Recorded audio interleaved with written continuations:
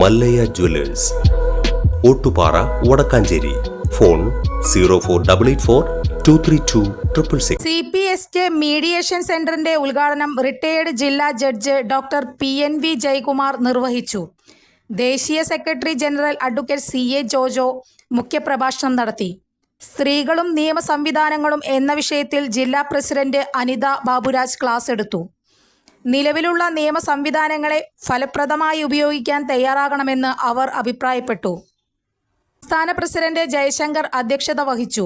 സംസ്ഥാന general secretary KS Danachandran, Sindhu Kodakara, Kumari Sasidharan, Mani Sadanandan, KG Sreedevi, Sreekala Mohandas എന്നിവർ സംവിധാനത്തിന് നേതൃത്വം നൽകി.